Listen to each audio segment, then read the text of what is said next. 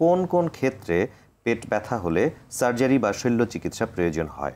আমি একটু এভাবে জানতে চাইব যে পেটে ব্যথা আছে বা তীব্র পেটে ব্যথা আছে কিন্তু শল্য চিকিৎসা বা সার্জারির প্রয়োজন হয় না, এরকম কন্ডিশনগুলো কোনগুলো? ধন্যবাদ। এটাও একটা খুব গুরুত্বপূর্ণ ইস্যু। আসলে পেটে ব্যথা হলেই অপারেশন লাগবে ব্যাপারটা নয় আসলে তা, এবং বেশিরভাগ ক্ষেত্রেই তাই হয়।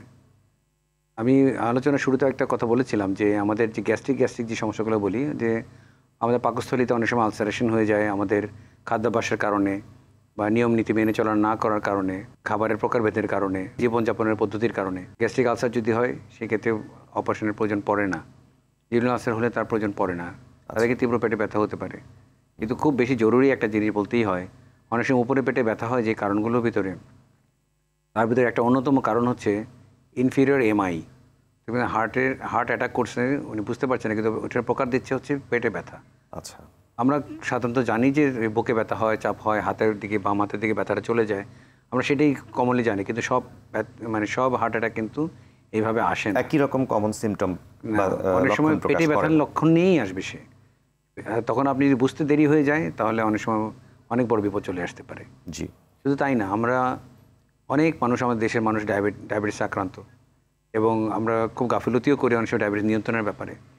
ডায়াবেটিস যদি মারাত্মক আকার থাকে আর অনিয়ন্ত্রিত থাকে, কখনো কখনো একটা মারাত্মক কমপ্লিকেশন ডায়াবেটিক কিটোঅ্যাসিডোসিস, সেই বিষয়টা যখন ঘটে তখন তার সে পেট ব্যথা নিয়ে প্রেজেন্ট করতে পারে। কোনো কিছুই বুঝতে পারছেন কিন্তু সে তীব্র পেট ব্যথা নিয়েই আমার ডাক্তার কাছে আসতে পারে।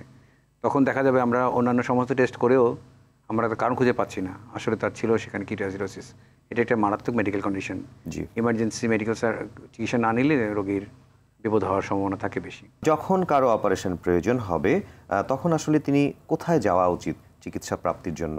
যখন অপারেশন প্রয়োজন হবে সাধারণ সব মানুষের ক্ষেত্রে আসলে কিভাবে তিনি চিকিৎসকের কাছে বা হাসপাতালে পৌঁছতে পারেন, এই বিষয়টি একটু বলবেন। কতগুলো তথ্য আমাদের সাধারণ মানুষের সবসময় জানা দরকার। আমি যখন স্বাস্থ্যগত কোনো বিপদে পড়ব, যে কোনো ধরনের বিপদ, সেটা পেটে ব্যথা হোক, মাথা ব্যথা হোক, চোখে অন্ধকার দেখা হোক, যাই হোক না কেন, আপনাদের পাশে 24টা ঘন্টা কিন্তু চিকিৎসক আছেন। জি, আপনি মানে হতভম্ব না হয়ে, কিংকর্তব্য বিমূঢ় না হয়ে আপনি নিকটবর্তী যে কোনো সরকারি হাসপাতালে আপনি যাবেন, সেখানে আপনি একজন মেডিকেল গ্র্যাজুয়েটকে সবসময় পাবেন।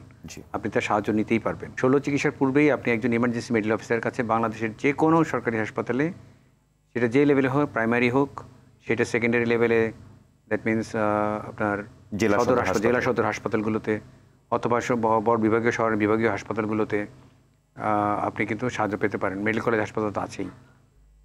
ইমার্জেন্সি 24 ঘন্টাই খোলা থাকে। আপনাদের যে কোনো বিপদে আপনি দ্রুততম সময়ে সেই চিকিৎসকের পরামর্শ আপনি নেবেন। উনি আপনাদেরকে প্রাথমিক চিকিৎসা দেওয়া সহ কোথায় আপনার কী করতে হবে সেভাবে সাজেশন করবেন। যার সম্ভাবনা থাকবে যে অত্যন্ত জরুরি বিপজ্জনক পরিস্থিতি আছে, তার জরুরি অপারেশনের প্রয়োজন হবে, জরুরি অপারেশনের প্রয়োজনে তৎক্ষণাৎ আপনাকে হাসপাতালে ভর্তি করে নেবে। এবং বাংলাদেশের প্রতিটি মেডিকেল কলেজ হাসপাতালে, প্রায় সদর হাসপাতালেই জরুরি চিকিৎসাগুলো হয়েই যায়। এটার জন্যে কারো মানে হাত পা ধরতে হয় না, কারো অনুমোদনের প্রয়োজন পড়বে না, কারো পরামর্শের প্রয়োজন পড়বে না।